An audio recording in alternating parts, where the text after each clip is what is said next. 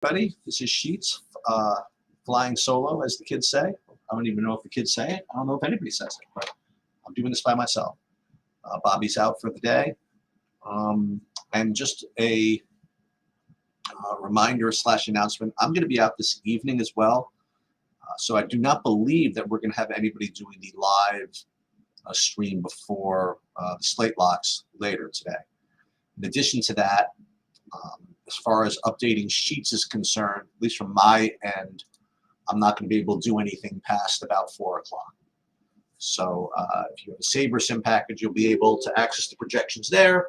But as far as what I can do myself today, I'm just not going to be around to do that. All right. So what I'm going to do is we're going to go through today's slate. And again, since I'm doing it myself, we're going to take a little bit of a different approach. We're going to look at the games. We're going to look at, you know, who I like and all this stuff. And then we're going to just get right into doing some sample lineup builds to show you guys how to do this. Let me share my screen with you. And as I do that, the quick recap of yesterday's slate was that Nikola Jokic was ejected. So if you faded him, you were in really good shape to do well. And if you played him, you were in really good shape to do poorly. And that's unfortunately the last of it. I shouldn't say the last of it, but if you wanted to, you could run, contest rewind or sim rewind or whatever, and see what your expected ROI was going into those, going into the slate. And that is somewhat useful. I'm just not that well versed in how to do that yet. We could try, but I want to bone up a little bit before I start passing on my own wisdom to that. I wouldn't even know where to start. This would be contest. I mean, it would have to be. I'll figure it out. One of these days, I'll figure out how to do that. As a matter of fact, that is going to be something I commit to. And as I mention it to you, that'll be my commitment. I'm going to figure out how to run these, how to run contest rewind or sim rewind in a reasonable way to see what our, to attempt to see what our expected ROI was yesterday. Just to give you guys, again, another use of these tools. All right, so that's a long-winded way of getting into this slate. I guess the first kind of cool thing to note is that the Indiana-Atlanta game, I can't confirm this, but as far as I can remember, this is the highest over-under I've ever seen in an NBA game. Now, again, it's not as if I just write them all down or whatever, but I'm sure you can look up in a database pretty quickly.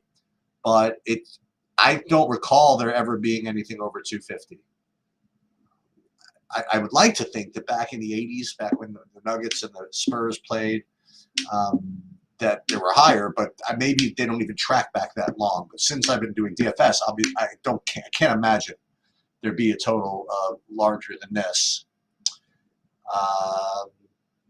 They have the Globetrotters. They don't actually score that much because you know what? They have running clocks, and when they spend 15 minutes on the confetti trick or something like that. But yes, this is going to be this is definitely going to be the Harlem Globetrotter game with no defense. But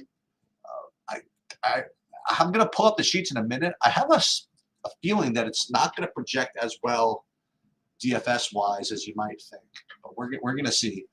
And then you see Toronto, Orlando, kind of low total, 215, 220. Cleveland, Chicago, 225, Phoenix, Portland, and I guess the Utah LA game would be the next highest total. But let's see what my sheets kind of look like. And again, I literally haven't even looked at it yet, which is kind of another cool part of the process, seeing exactly what we see as we see it. All right, so this is what the sheets look like for today, and we're going to rate them first by sheets value score. And what's cool about it being a short slate is I can probably remember who everybody plays, although I already forgot. No, Lakers play Utah, right? Atlanta plays Indianapolis or Indiana. Phoenix, see, I already messed it up. Yeah, Phoenix plays Portland. Philly plays Cleveland. Toronto plays Orlando. All right. So the first thing I'll notice is these two dudes, LeBron and Embiid, kind of stand out which is already kind of interesting, right? You have this Indiana-Atlanta total, and the first two guys on my ratings are not from that game. So both these value scores are over 200, which if you've been following along, I've been trying to get a little more into the weeds on what empirically a good value score is, the way my metrics work. And if it's over 200, it's something to be respected. And I mentioned that yesterday with respect to Jokic, and that's what happens sometimes when you get not ejected from the game. So Embiid and LeBron are both look like solid options, and if you can get to them, I think it's really good. Then we're going to just look at it quickly by point per dollar, see if anybody stands out right off the bat. And wow, look at this! This is kind of weird. I can't imagine the last time that LeBron James was a top point per dollar play on the slate. That's very bizarre to me, almost. Okay, I'm down. And then you see that these three Atlanta guys as the next three, and a couple of Pacers thrown here too. Before we get into more rankings, let's look at the ownership. Again, this is early, but Taylor Horton-Tucker right now looks like the highest projected ownership right now. We're about 30%. And then, once again, the Atlantas and LeBron, you'd imagine. And, Franz Wagner, 25%. And, again, this is really stale and early.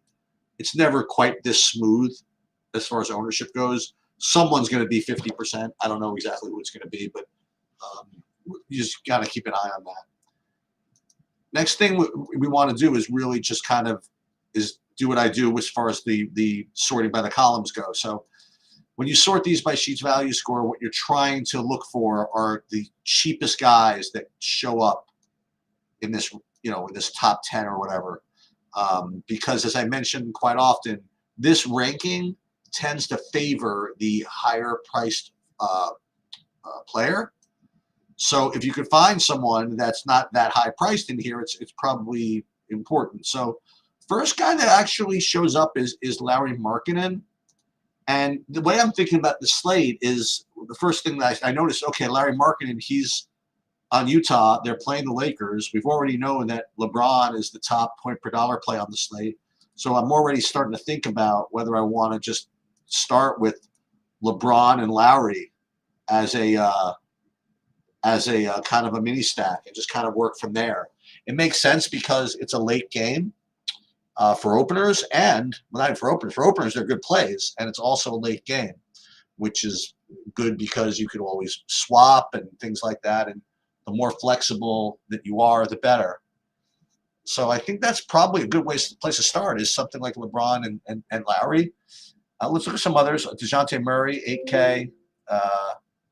He's from that Indiana game. And then you have, again, we're looking for kind of the lowest price guys that are near the top here. Garland, Turner, Mobley. One thing that you're not seeing is that much Indiana, which is really interesting, considering it's a 200 million point total. But these guys look good. Garland, Turner, Mobley, Siakam, Capella. But definitely the best is going to be, well, not by that much, but Lowry's a really, really good play here. So now what we do is we re-rank these kind of by point per dollar. And what you're looking for here is the reverse. You're looking for the highest priced guys that rate highly in the point per dollar rankings, because point per dollar is a metric that tends to favor the cheapos. So we already mentioned that LeBron is kind of an elite play. Yeah, I'm with you, Poe. No NHL, but tomorrow there's a 14-game NHL slate. Let's go. 14 NHL games, a full NBA slate also.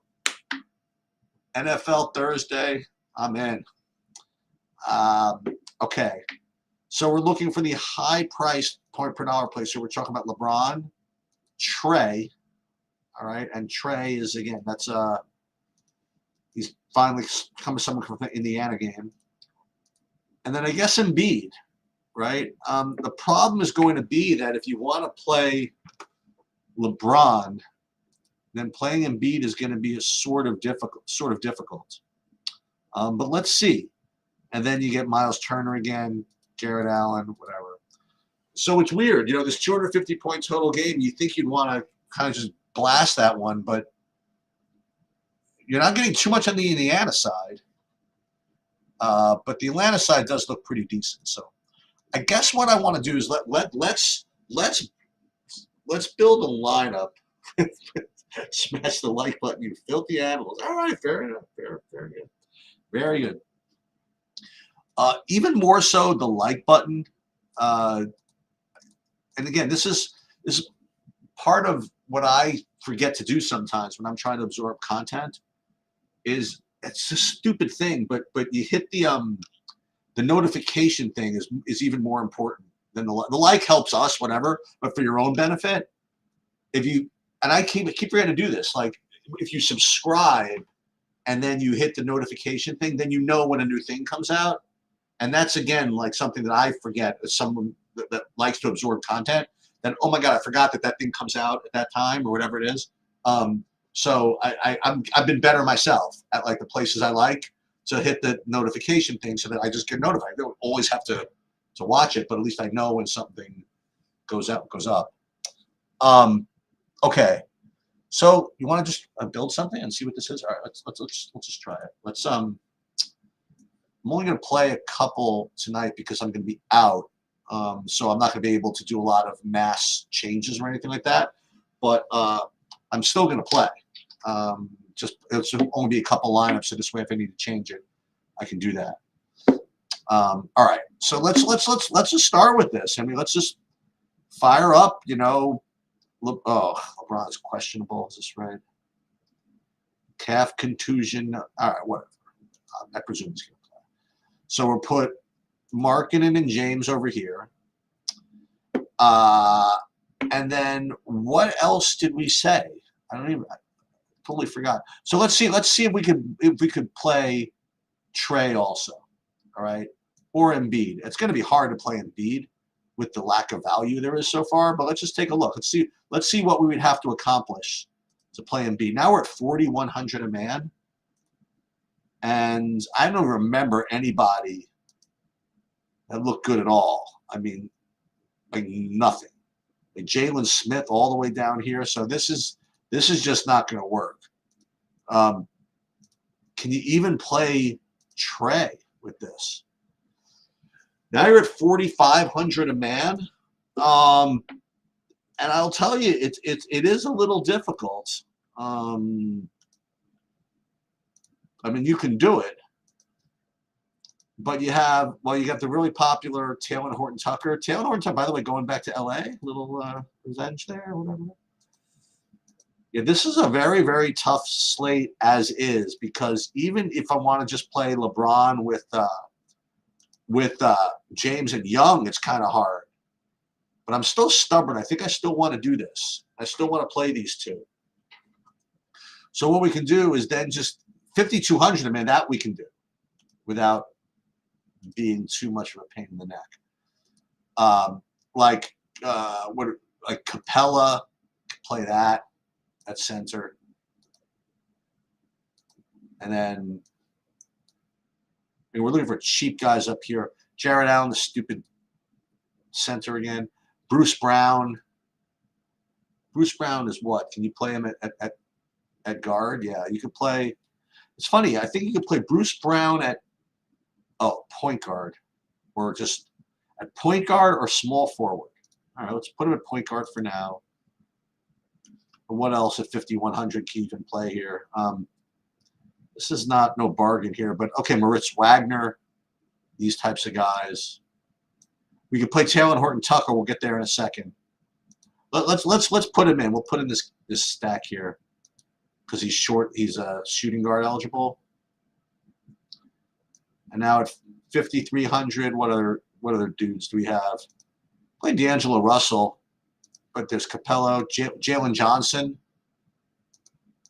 Bruce Brown.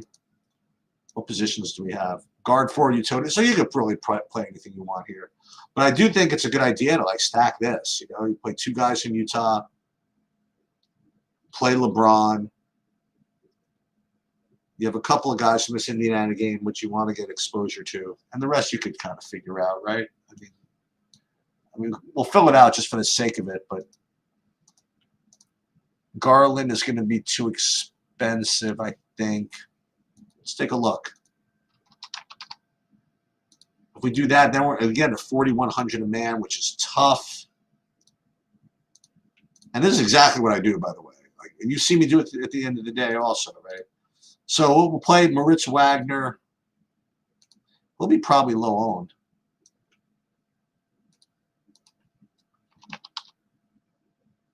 Play Moritz Wagner. Can't play Halliburton. So now we have a guard and a utility. We're just doing this by point per dollar right now. Bruce Brown we already did. Garland's too expensive. DeJounte Murray's too expensive. Taylor Horton-Tucker we did already, right? Halliburton's too expensive. Keontae George. All right, that's probably the next best one. He's also from Utah. So now we're really blasting this game. And this is Sheets theory. Just overstack this crap out of this. And then we have a $5,800 utility, which we could just pick our favorite. Let's. I think we've had enough of that game. Or maybe we should go for the throat and go with Austin Reeves. 3 Utahs, 2 Lakers, not be cashing for anything for 5 hours, and that's kind of a fun-looking handbill lineup at 12:15 p.m., which is completely useless. But at least it shows you how I'm doing it. All right, let's do a let's go to SaberSim and let's upload what we have there and see if you can't improve on that. I'll say improve on it. Let's see what we would get. Now again, if you're a SaberSim subscriber, I think this happens for you automatically. I'm not even sure. All right, so let's build. I'm gonna build 50, even though I'm not playing 50, just to kind of show you. So again, and this has become kind of a it's a never-ending debate, really, is what kind of changes you make to what SaberSim does, like messing around with groups, messing around with rules. And my overall take on it, it's not what a lot of people want to hear. But again, all I can tell you is what I believe. And I think that people mess with the settings too much. I think that people mess with the projections too much. I think they mess with the groups too much. I think they mess with the rules too much. And part of it is because we're human and we don't want to presume that an algorithm can do a better job as we can at reflecting what our opinions are in these games. But I'm more inclined to let SaberSim just do its thing than me try to outthink the system, if you want to know the truth. Because listen, it's running simulations of these games. I mean, I don't know how. Honestly, my gut of I just don't know if Eric Gordon's going to do it is better than that. I don't know. It's the best I can describe it.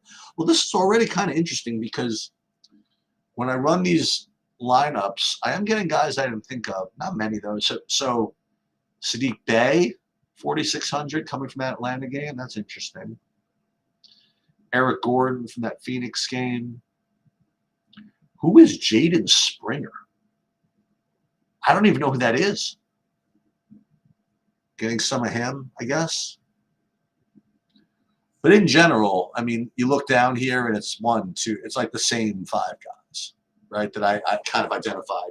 I think 5 of them are in that hand-built lineup that we built. So it's not, particularly off the wall what SaberSim does, compared to what we do. And that's very common in the NBA. The NBA is very projection based, and it's not the type of sport that you want to get too far off the board anyway. Now, one thing you can do, which is, what I like doing, and this depends on your risk tolerance or whatever, is that, let's just say you were building 50, you could just put it in just like this. Or if you just change the min uniques, give yourself more min uniques like in each lineup, it will spread out your exposure a little bit. And you're no longer getting the top 50 ranked lineups, but you are gaining some reduction of variance, reduction of risk, because you're not as concentrated on that small amount of players. This is one thing you could do, but even still, you're still going to be getting a whole bunch of LeBron here. And you see that it already defaults to stuff like small slate. It already takes into account that it's only a 5-game slate, and that it's got 10K, it's presuming 10K to 50K players in it. But they do a lot of work behind the scenes to make sure that these default settings represent what you kind of want to do. So I really wouldn't mess around with it too much. You also don't have to do what I call dupe medication here. Like I'm going to presume that, in a 5-game slate, you're not worried about duping lineups per se. So when we get to the Thanksgiving slate in the NFL tomorrow, I'm going to have to make sure that, especially in a 3-game slate, that you're not duping anything. You're in the NBA. This looks pretty easy. So just to show you guys what I'm going to do here. I mean, for now, I'm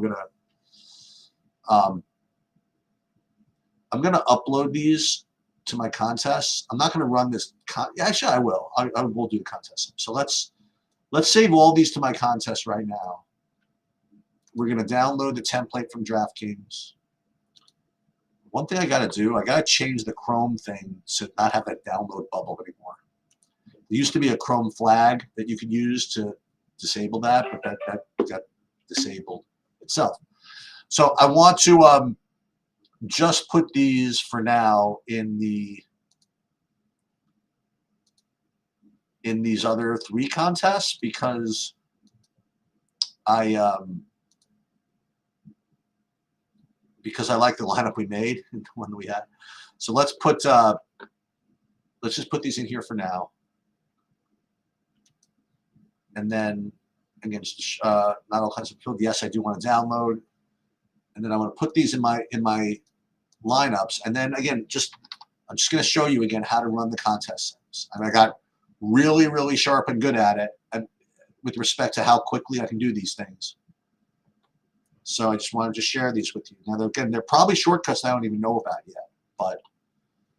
And that's the thing, unfortunately, with the NBA is that so much of this is time crunch that you have to get really fast at this, especially when there are changes. So first thing is that if you don't want to enter these manually, once you enter these contests, in SaberSim especially, you have this list here of what your contests are, and you can right-click and hit Add Contest Sim, and it'll automatically fill in this information for you so that when you run the contest sim, you don't have to enter this manually. And that was kind of a neat trick I didn't even know about until like a week or 2 ago. So let's add these in here. So then what we can do is go back into our build, which is right here, and run the contest sims. And you just got to go into settings, contest sim settings. They're all here. Let's check them all. Now, again, it is important to realize what's going on here, like what SaberSim is doing right now. We remember we built 5,000 lineups to get to these 50, and what it's doing is taking that pool of 5,000 lineups and comparing them to what SaberSim feels the field is going to do in each of these contests, like given how many people are in, given what the prize structure is and all that stuff, and given their ownership projections, they're trying to predict what the field is going to do. And then, knowing that, it's going to try to pick of these 50,000 lineups or 5,000 lineups that we created, which of those is best suited for that particular contest. Where do you get your leverage? Where, what types of lineups should we be putting to fade certain ownerships, whatever. So after it's done this, then you go into each individual sim that you ran, right? You have it for all 4 of these contests. So, for example, for the box out, you hit the drop down, and I like to sort by risk-adjusted ROI. So let's put that in. And it's going to list the top 50 that I would put into the box out specifically. So this is, this is a way to get a little bit more accurate. Like it goes into the weeds a little bit more. It acts as a little more information. I mean, I will tell you though, I mean, quite honestly, that all the contest sims, this whole new methodology is very new. I mean, I'll say that I don't want to say that using sims is new, but as applied to NBA DFS, this is new, and there are a lot of presumptions and assumptions that you're going to have to accept if you want to play this way. One of them, the most important being that SaberSim, or whichever sim model you uses, is creating a field of lineups that actually represents what the people are going to play. It's predicting what it thinks the people are going to play based on all this data, but you just really don't know, okay? And you also don't really know how good they are yet, at predicting this stuff. And like one of the things that is presumed is that their ownership projections are somewhat accurate. So you have to make that leap of faith if you're going to run the contest sims that the ownerships are somewhat accurate, because you're going to usually get like lineups that are much different, or at least different than what you would have run outside the contest sim world. And here, just to clear something up, when we run the contest sims, it's not taking my ownerships or TrueDFS's ownerships as the baseline. It is taking SaberSim's ownerships. So you're really relying, for better or worse, on SaberSim's ownership projections most of the time. Now you could use different fields to compare lineups. Like, for example, I'm getting to that, Mad.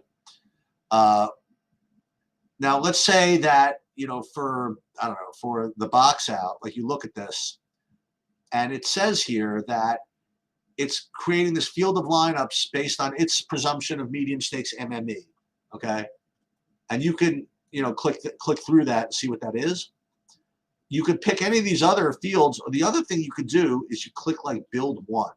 And when you do that, what you're doing is you're not comparing it to the SaberSim's predefined lineups, right? What you're comparing it to is your own build. Okay, so what you're doing is you built 5,000 lineups, and you're comparing your set of 5,000 lineups kind of to itself, right? You're presuming that the ownership within those 5,000 lineups represents the field, and then it's going to figure out how to best fade against that presumed ownership. So there are ways to do that, okay? But for now, we're going to leave it here. So okay, so like you said, how do you pick your top 25 lineups? How would you pick your top 25? All right, now I'm not playing 50, so it's not as easy to demonstrate, but I will show you. So let's say we're going to put it all into save contest. There's this drop down here that says method. Okay. Now, if you want to just put in your top 25 or whatever it is, your top 50 or however, it depends on how many entries you have, right? So if you had 25, it would be right here. You would pick rank or 20. You know what I mean? That would be your top 20, or your top lineup would go in here. If you pick unique rank, that means that, again, you'd have to make sure that you don't have that duped anywhere else. Unique random would be basically your of the lineups that you identify, the 50 lineups, that it would be 25 random lineups from that 50. And exact is when you actually highlight which lineups that you pick. Now, I think that answered that. Now, as far as just picking your top 25, if you didn't want to use the entry editor, here's one thing you can do, man. This is like real easy. So we built 50 lineups right here, right? If you want your top 25, you know what you do? Just go this, boop, 25. Right? Now you have your top 25, and it's being ranked by by Sabre score, right? I believe.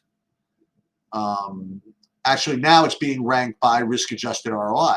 If you want to rate it by any other way, like you can rate it by projected score. And now it's rating your lineups by projected score. You could rate your lineups by ownership. So here's the top owned lineups. You can rate it by all these different ways. But I found that the best way to do that, if you're going to do it post-contest sim, is to just sort by risk-adjusted ROI. That's the way I could do it. And that's kind of how you pick your best ones. So what was I doing here? Yeah, so you would do that for each individual contest. So here for box out, I'm only going to be playing one. So I'll just kind of put that. And you could do this for each contest. You do your box out. I just want one.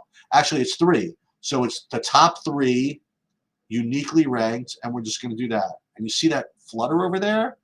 That means that it took.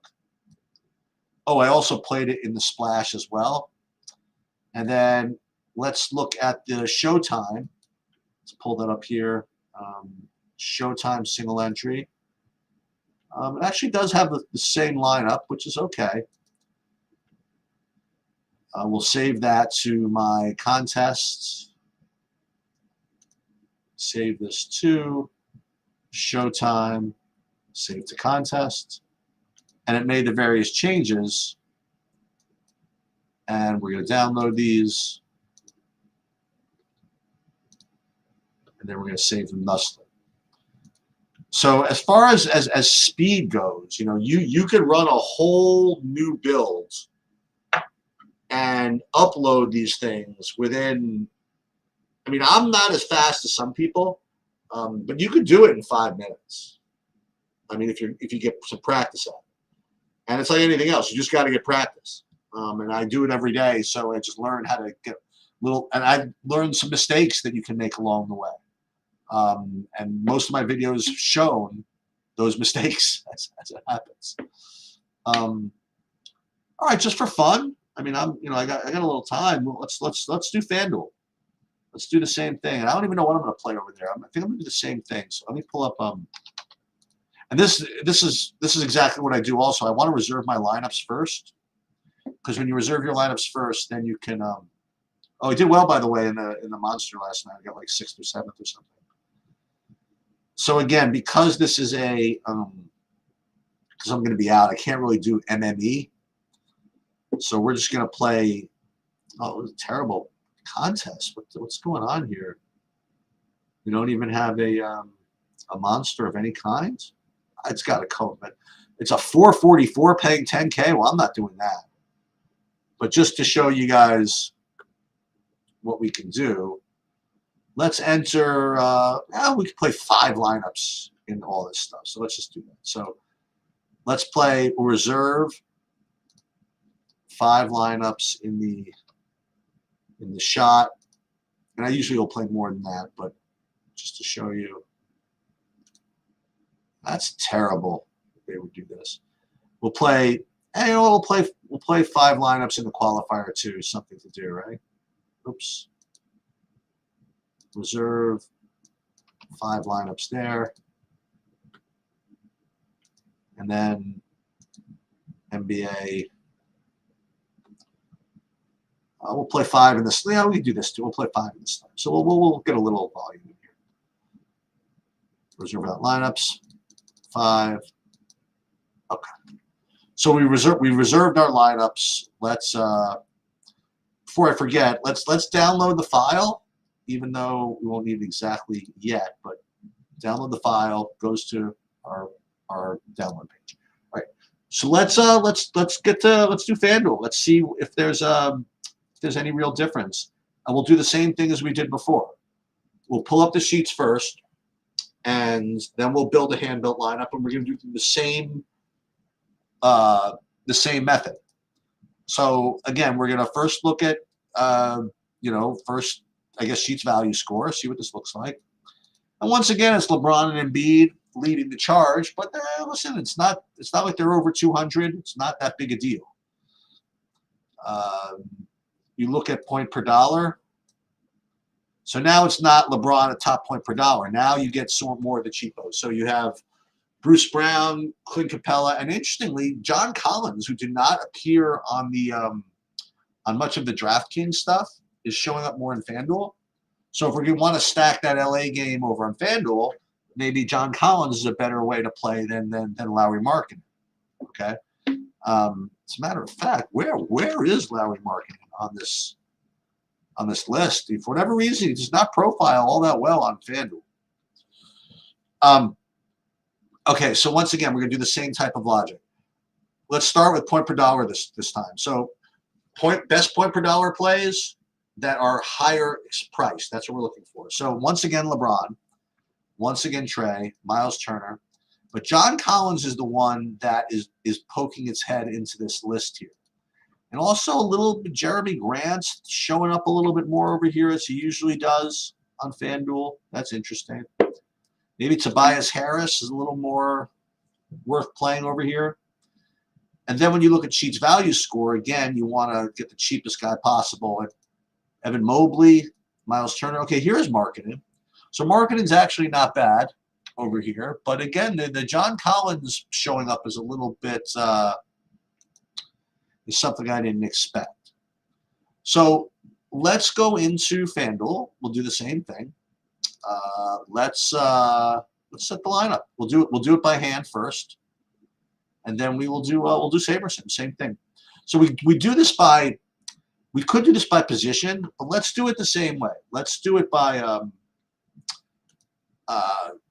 the sheets. Now, before I forget, let's put Collins in because he's different. I mean, it's a different play. So put Collins in for starters. And then anything really different? No. So we should probably just go back to the same thing, right? So we should play LeBron, Bruce Brown, Capella. So it's probably the same. But let's just see again if we can get Trey in, because we couldn't before over on DraftKings. So let's see if we can't do that. LeBron, Trey. If we could play LeBron, Trey, and John Collins, do we have enough value at 56.50? So I remember that Bruce Brown was a strong player, right? So let's put him in. Oops, he's not. I guess he's not small shooting guard. Bruce Brown. I think we'll be able to do this at 5,700 a man. Let's see. Capella, Keontae George. These are very similar plays, if you want to know the truth. Keontae George is what position? He can play either. We'll put him at shooting guard for now. And what did I say? Capella?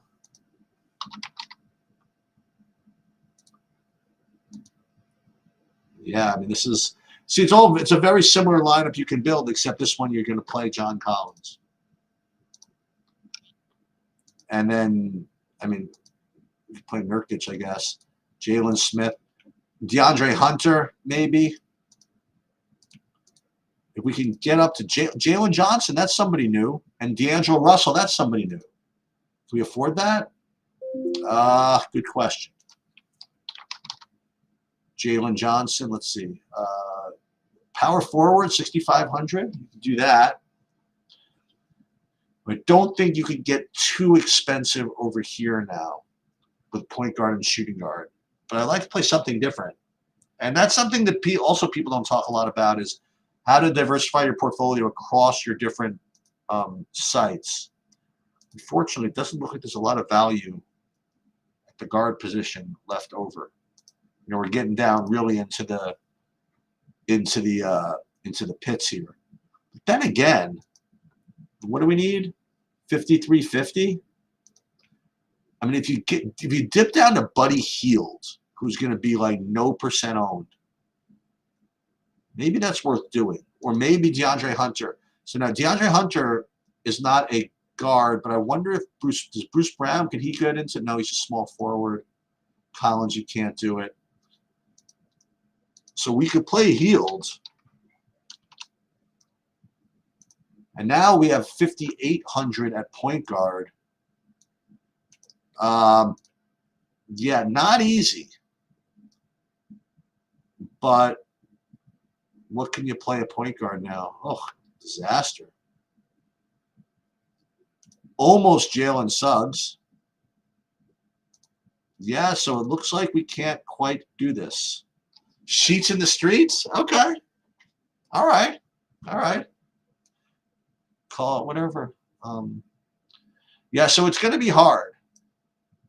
But I think that if we have a little bit of creativity, we could probably make this work. So instead of like Jalen Johnson, for example, play someone else at power forward.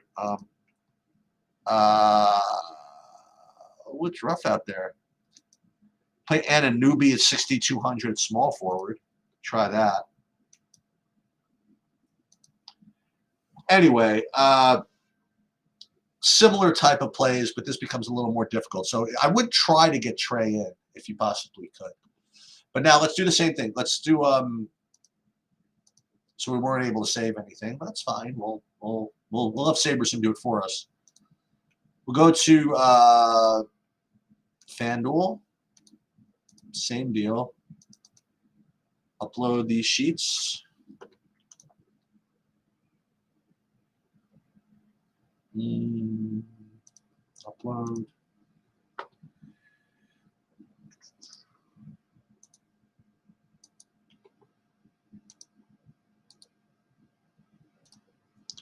Let's just build. No, you don't need to build all 5,000. We can build 2,000.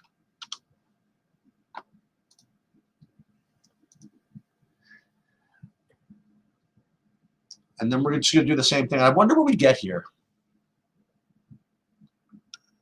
I wonder if somehow they can get me a Trey LeBron lineup. And if so, what it takes to do this.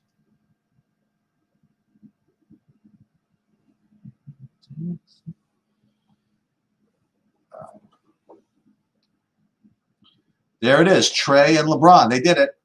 They're better than me. I was so close, right? Almost everybody in here, except this was the one I didn't find, the Nicholas Batum. Like all the other guys I kind of alluded to, so just the Nicholas Batum. So let's first put those into the contest file.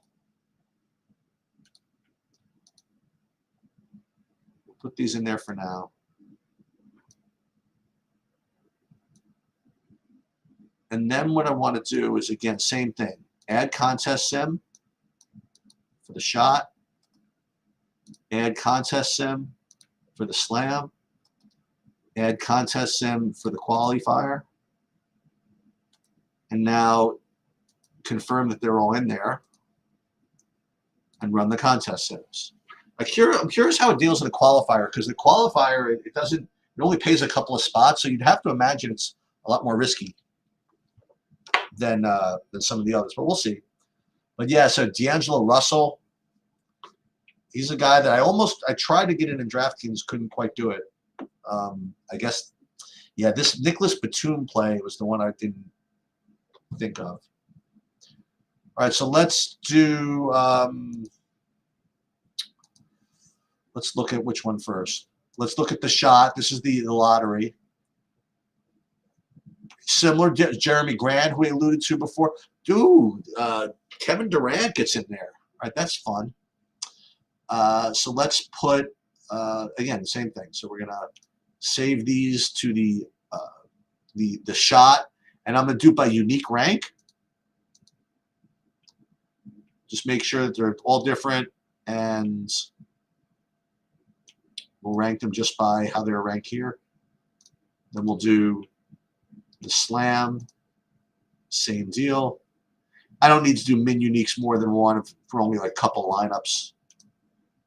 Slam here. Boom. And then we'll do qualifier. A little different. Yeah, it could be Grayson Allen, Durant, a little bit more off the board, I guess. Save there. And same deal. Download, boom, and then change it. Now, one thing I also am going to try to learn is how to be better on the phone. with this thing, because if you're out and you need to change your lineups, it's definitely, obviously I'm like, I'm older, so I'm like usually I'm better on the actual big desktop with the big two monitors or something. I'm just not really good with the phone as far as being able to, even I can't even see all that well, like all the different things I need to see. And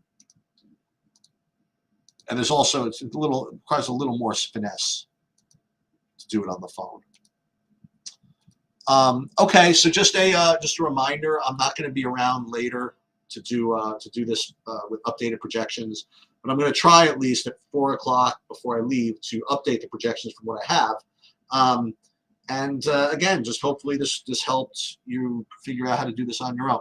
And it's kind of a weird thing to think about, right? But that's how I know I'm doing my job, is when you have to come back here less, right? If for no, listen, feel free to come and hang or whatever it is. I am not Eric. I don't have time for that, and I just don't. It's such a long thing. Yeah, dude, we could do dinner without me having to freaking go to Vegas. Also, like one of the day, maybe you're back here.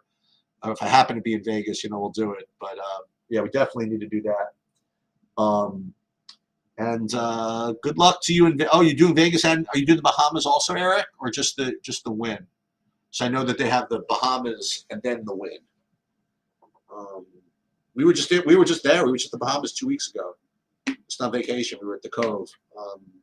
That was like my one. I never played the PCA like all those years, because it always took place like a week after the kids came. A week after my actual vacation. It's like, it was the great thing. Like we would be at the Atlantis the week before the tournament, almost not every year, but several years, and I just wasn't able to hang around for that. So